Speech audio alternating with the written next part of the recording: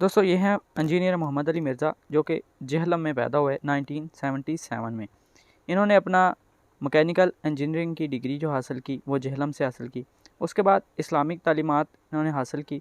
Islamic تعلیمات حاصل کرنے کے بعد انہوں نے جہلم میں ایک اکیڈمی بنا لی، اور اس کے علاوہ یہ یوٹیوب پر جو بیانات دیتے ہیں اور ڈیفرنٹ جو علماء اکرام ہیں ان کے جواب دیتے ہیں۔ اس وقت انجینئر محمد علی مرزا کے 2.11 ملین جو ہیں وہ سبسکرائبر ہیں یوٹیوب پر، اور یہ یوٹیوب پر ہی اپنا بیان دیتے ہیں۔ اپنی اکیڈمی میں وہ بیان ریکارڈ کرتے ہیں اور یوٹیوب پر اپلوڈ کرتے ہیں، اور ان کے ویورز کی تعداد دن بدن بڑھتی جا رہی ہے۔ کروڑوں میں لوگ جو ان کے فین ہیں۔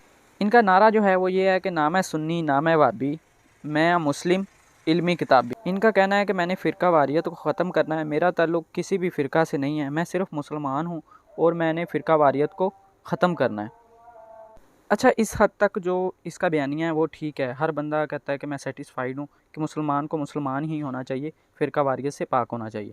اچھا، ایک اور بیانیہ ہے، اس کا کہنا ہے کہ میرے نبی ورگا ہے ہی کوئی نہیں تے بابے تے شے ہی کوئی نہیں۔ اچھا، یہ بیانیہ کس حد تک ٹھیک ہے وہ ہم آپ کو اس ویڈیو میں بتاتے ہیں، فیصلہ آپ نے خود کرنا ہے، میں نے کچھ نہیں بتانا کون صحیح ہے کون غلط ہے۔ غوث اعظم کا دھوبی فوت ہو گیا، بعد میں اس دھوبی کو کسی نے خواب میں دیکھا تو پوچھا کیا بنا، تو کہنے نے کچھ بھی نہیں۔ فرشتے نے آ کے پوچھا من ربو کا، رب کون ہے؟ تو میں نے کہا میں تو غوث پاک کا دھوبی ہوں۔ اس نے پوچھا ماں دینوں کا تیرا دین کیا ہے؟ تو میں نے کہا میں غوث پاک کا دھوبی ہوں۔ 2-3 دفعہ کہا، وہ بار بار یہ کہتا کہ میں غوث پاک کا، میں غوث اعظم کا دھوبی ہوں۔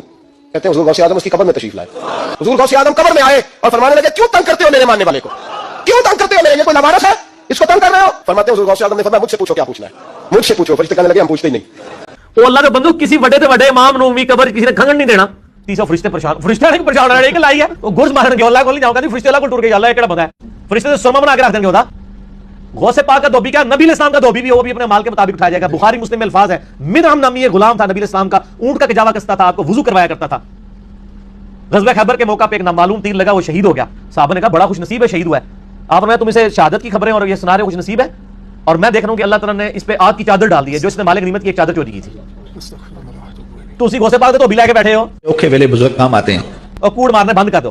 یہ بندہ جو ہے وہ بابوں کے اور مزاروں کے پیچھے پڑ گیا ہاتھ دھو کے، ٹھیک ہے۔ اب آپ لوگ کیسے آئیڈیا لگا سکتے ہیں کہ یہ سچا ہے یا جھوٹا ہے؟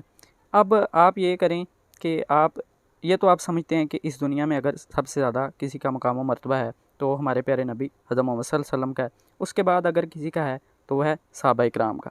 اب آپ گوگل پہ سرچ کریں کہ کسی بھی صحابہ اکرام میں سے کسی کی یا صحابیات میں سے کسی کی بھی قبر پکی ہو، یا ان کی قبر پہ کوئی مزار بنا ہو، یا کوئی آتا جاتا ہو، یا ان سے کوئی مدد مانگتا ہو۔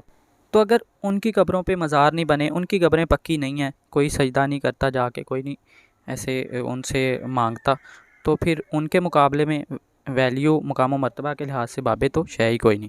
اولیاء کرام کی عزت کرنی چاہیے ان کی ایک حد تک کہ وہ اللہ تعالیٰ کے نیک بندے تھے، لیکن ان پہ من گڑت جو کہانیاں ہیں وہ بنانا اور لوگوں کو ایویں ہی من گڑت کہانیاں سنانا، یہ شرک میں آتا ہے۔ زمین سونے کی ہے جی، یہ کیا ہوا؟ دائیں دیکھا تو سونا، بائیں دیکھا تو سونا، آگے دیکھا تو سونا، پیچھے دیکھا تو سونا۔ اب بابا جی نے کام کیا تھا، کیوں نہیں مٹی دیا ٹیمہ پھڑان دیا، اور کہتا حضور کہاں سے پکڑاؤں، مٹی ہے ہی نہیں، جہاں تک نظر جاتی سونا ہی سونا ہے۔ بابا جی ایک سوال ہے بابا جی، اگر آپ ہوا میں سونا نکال سکتے ہیں بابا جی تو دیش کی غریبی کیوں نہیں مٹا دیتے بابا؟ جواب بابا جی، جب آپ خود سونا نکال سکتے ہو تو ہم لوگوں سے چندہ کیوں لیتے ہو بابا جی؟ جواب ہریوم ہریوم ہریوم، یہ رانگ نمبر ہے، یہ رانگ نمبر ہے۔ اللہ سے ڈر جاؤ، جب یہ جھوٹ تم بولو گے تو پھر ہم تم سے نہیں پوچھیں گے کہ یار اب وہ بزرگ کدھر گئے ہیں، اور اس سے بھی بڑھ کر کیا صحابہ کرام کو یہ کرامت نصیب تھی؟ صحیح بخاری میں تو آتا ہے کہ حضرت ابوبکر جب خلیفہ بنائے گئے تو انہوں نے کہا کہ لوگوں تم خوب جانتے ہو کہ میرا کاروبار بڑے اچھے طریقے سے چل رہا تھا، لیکن اب خلافت کی ذمہ داری تم نے مجھ پہ ڈال دی ہے، تو میں اپنے بچوں کو کہاں سے کھلاؤں گا، کیونکہ میں تو اوپر دیکھو تو سونا، نیچے دیکھو تو سونا تو نہیں کر سکتا۔ تو صحابہ کرام نے مشورہ کر کے ایک مہاجر کے برابر ان کا وظیفہ بیت المال سے لگایا۔ اگر حضرت ابوبکر صدیق رضی اللہ تعالیٰ عنہ یہ نہیں سونا کر سک رہے تو تیرے بابے شاہی کوئی نہیں۔ اس سے بھی بڑھ کر سورہ توبہ کی آیت نمبر 92 ہے ہمارے محبوب صلی اللہ علیہ وآلہ وسلم کے بارے میں کہ اے نبی صلی اللہ علیہ وآلہ وسلم، غزوہ تبوک کے موقع پر جب یہ عرابی لوگ، بادیہ نشین پینڈو لوگ آپ کے پاس حاضر ہوئے کہ آپ ہمارے لیے کوئی سواری کا بندوبست کر دیں تاکہ ہم آپ کے ساتھ اس جہاد میں رومن امپائر کے خلاف شریک ہو سکیں، تو تم ان سے فرماتے ہو کہ میرے پاس تو کوئی ایسی چیز نہیں کہ میں تمہارے لیے سواری کا بندوبست کر سکوں۔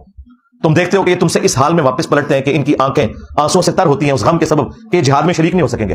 نبی علیہ السلام کے صحابہ کرام تو روتے ہوئے وہاں سے چلے گئے، نبی علیہ السلام نے اوپر دیکھا تو سونا، نیچے دیکھا تو سونا۔